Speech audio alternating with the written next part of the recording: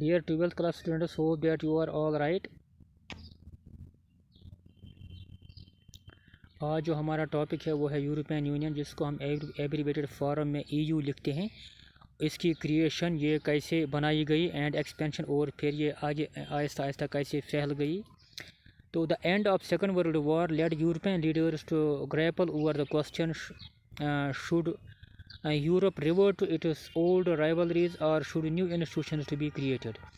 जब second world war end हुआ 1945 में, जब USA ने 2 एटम बॉम्ब ड्रॉप किए जापान के 2 मोस्ट पॉपुलर सिटीज़ पर, जिनको हिरोशिमा और नागासाकी कहते हैं, 6 अगस्त 1945 को और 9 अगस्त 1945 को। उसके बाद जो यूरोपियन लीडर्स है, आपको पता है कि ये जो सेकेंड वर्ल्ड वार था, ये यूरोप में लड़ा गया, ये यूरोपियन कंटिनेंट में लड़ा गया। इस यूरोपियन कंटिनेंट में जो भी कंट्रीज़ है, ये उन्होंने आपस में ये जंग लड़ी और बहुत ज़्यादा खून रेज़ी हुई, बहुत ज़्यादा नुकसान भी हुए, बहुत ज़्यादा इंसानी जानें ज़्यादा हो गई, बहुत सारे लोगों को किल किया गया, और बहुत सारी जो इंडस्ट्री फैक्ट्रीज़ या किसी भी नेशन का कोई भी इंफ्रास्ट्रक्चर था, वो बहुत बुरी तरह से तबाह हो गया। अब जो यूरोप के जो उस वक्त अपने अपने कंट्रीज़ के लीडर्स थे, क्योंकि ये एक बहुत भयानक जंग थी जिसने बहुत बड़े पैमाने पर तबाही मचा दी, तो और बर्बाद करके रख दिया यूरोपियन कंट्रीज़ को, जिन्होंने इस जंग में पार्टिसिपेट किया।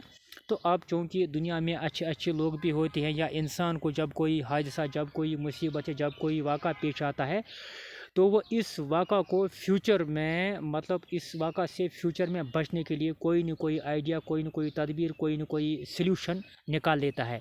तो ये जो उस वक्त के लीडर्स थे, जिन मुल्कों ने जंग लड़ी सेकेंड वर्ल्ड वार, तो उनके जो लीडर्स थे, उनके जो प्राइम मिनिस्टर्स, उनके जो प्रेसिडेंट्स या पॉलिसी मेकर्स थे, पॉलिटिशियंस थे, या स्टेट्समैन थे, या डिप्लोमेट्स थे, उन्होंने सोचा कि क्या यूरोप को पुरानी दुश्मनी याद रखनी है, या नए तरीके से यूरोप को आगे बढ़ाना है, पुराने मसलों को, पुराने डिफरेंस को भूल जाना है।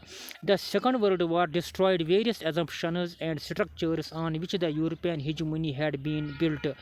जो सेकेंड वर्ल्ड वार है, इसने डिस्ट्रॉय किया बहुत सारे assumptions को और बहुत सारे स्ट्रक्चर्स को, on which the European hegemony had been built, जिस पर यूरोप की हिजमनी को बनाया गया था, जिस पर यूरोप का इम्प्रेशन था दूसरे कंट्रीज़ पर, दूसरे मुल्कों, दूसरे कॉन्टिनेंट्स के कंट्रीज़ पर। तो इस सेकेंड वर्ल्ड वार ने यूरोप के पूरे स्ट्रक्चर को बर्बाद कर दिया, तबाह करके रख दिया, डिस्ट्रॉय कर दिया। In 1945 European economies had been ruined। 1945 में यूरोप की जो इकानमी थी, उनकी जो आमदनी थी, उनका जो कारोबार था, उनका जो इंडस्ट्रीज फैक्ट्रीज थे, वो सब तबाह हो गई थी।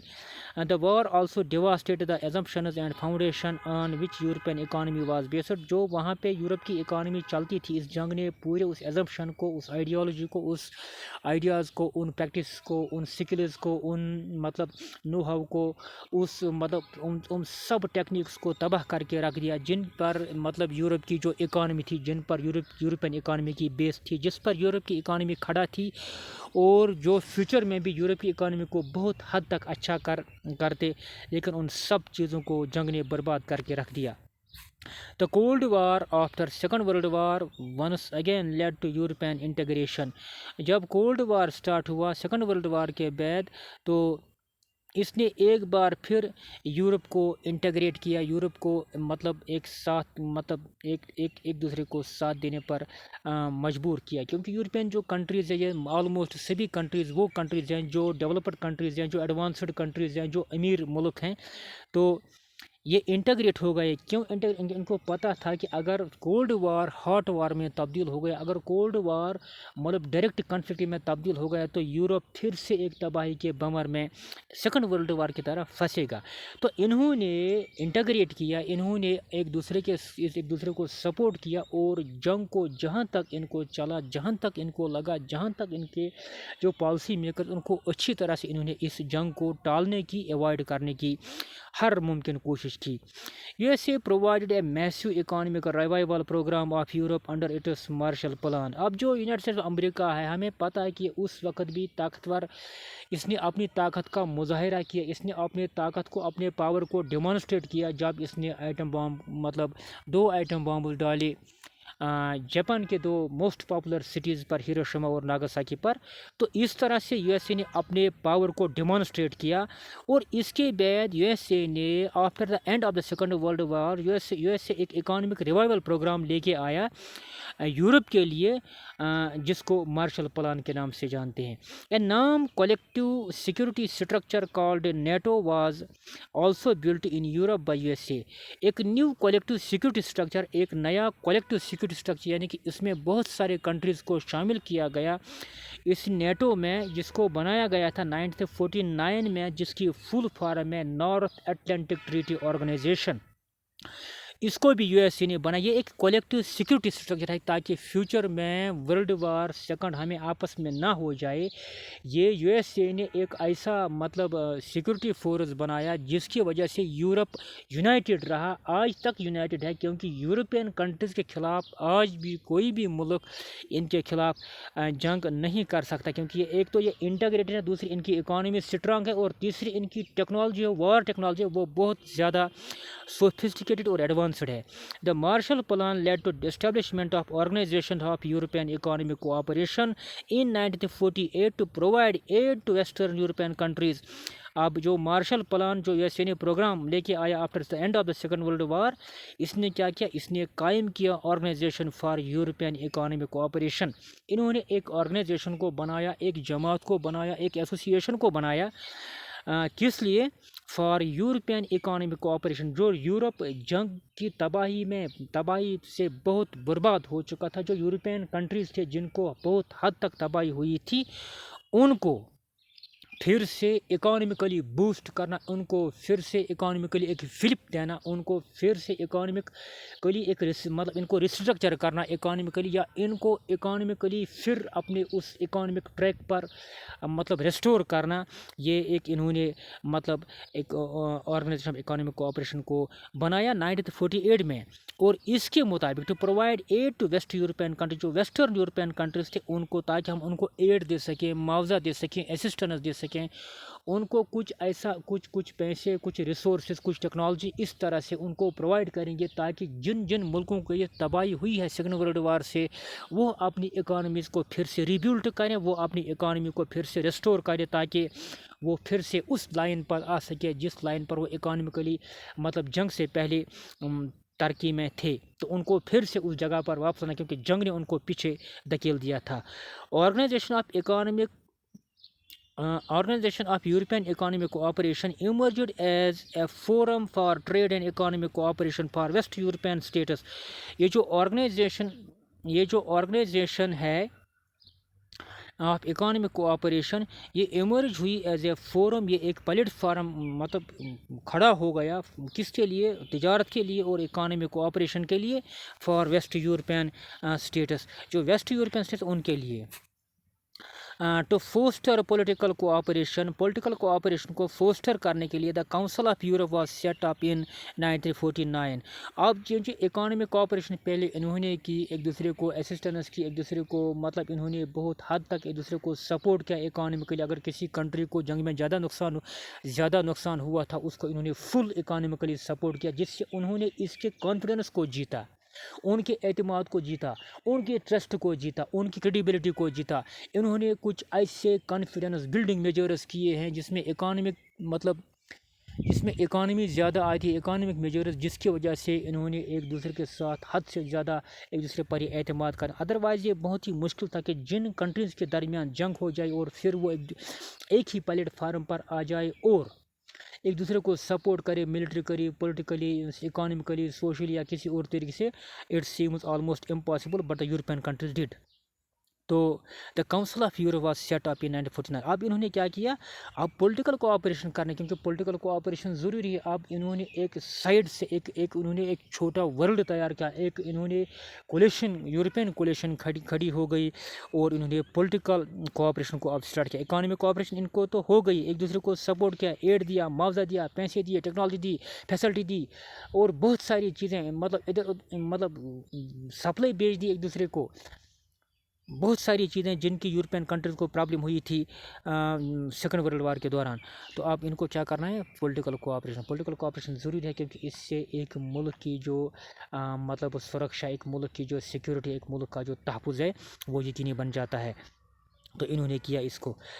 تو the process of economic integration of western states culminated in the formation of the European Economic Community in 1947۔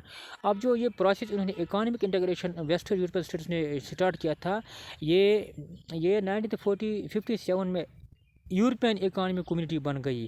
The creation of European parliament gave a political dimension to it.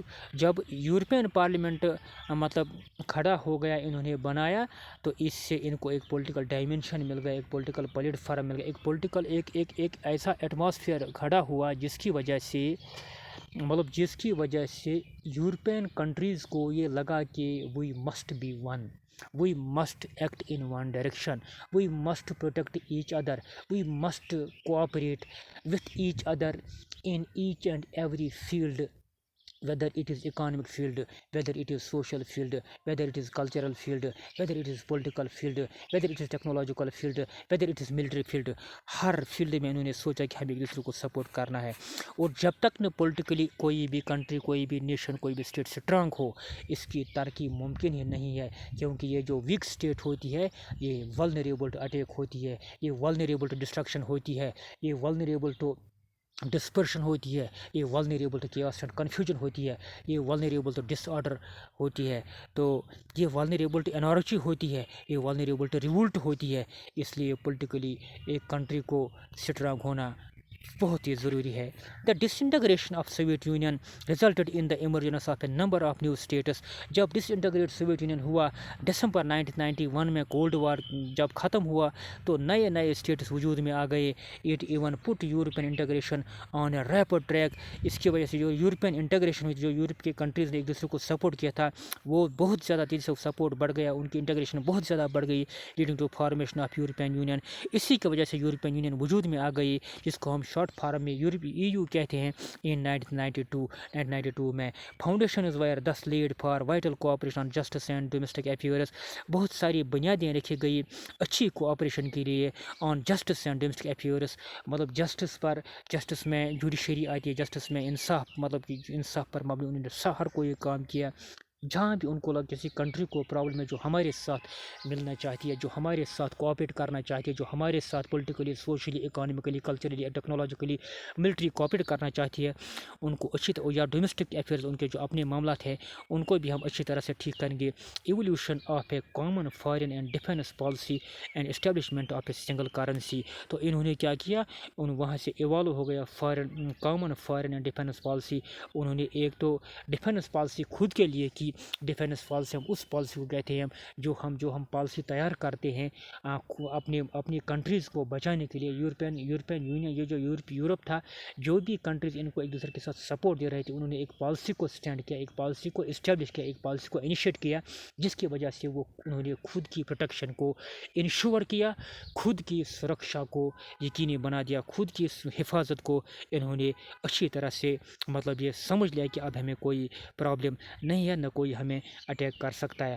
اصل میں یہ جو یورپین یونین تھی، یا مطلب یہ جو ان کی جو کوآپریشن ہے، ایک تو یہ رزلٹ ہے سیکنڈ ورلڈ وار کا، اور دوسرا یہ رزلٹ ہے کولڈ وار کا، تو and establishment of a single currency. اور انہوں نے ایک کرنسی کو اسٹیبلش کیا، انہوں نے ایک ہی کرنسی کو لانچ کیا 1992 میں، ایک ہی پیسہ، ایک ہی روپیہ انہوں نے رکھا، جس سے یہ ایک دوسرے کے ساتھ کاروبار کرتے ہیں۔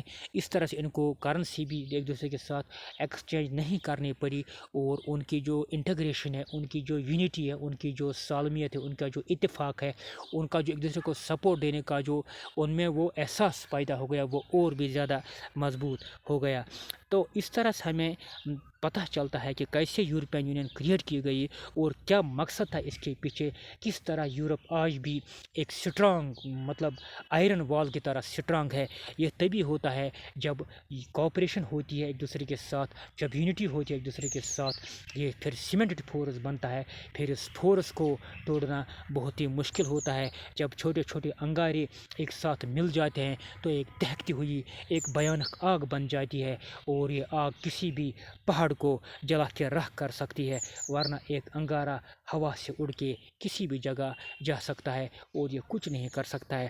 اسی طرح سے چھوٹے چھوٹے ریت کے ذرے مل کر جب ایک جگہ جمع ہوتے ہیں، ایک بیگ میں ہم بھرتے ہیں، تو اس کے آر پار گولی بھی نہیں جا سکتی۔ وہ گولی کی رفتار اتنی تیز ہوتی ہے، نکلتے وقت وہ بندوق سے پتہ نہیں چلتی کہ یہ کہاں سے چلتی ہے، لیکن جب ریت کے ذروں میں یونٹی ہوتی ہے ایک بیگ میں، تو گولی اس کے پار نہیں ہو سکتی۔ تو اسی طرح سے ایک شاعر نے کہا ہے، little drops of water, little grains of sand, make the mighty ocean and a pleasant land, little deeds of kindness, little words of love, make our earth an Eden like the heaven above. Thank you very much.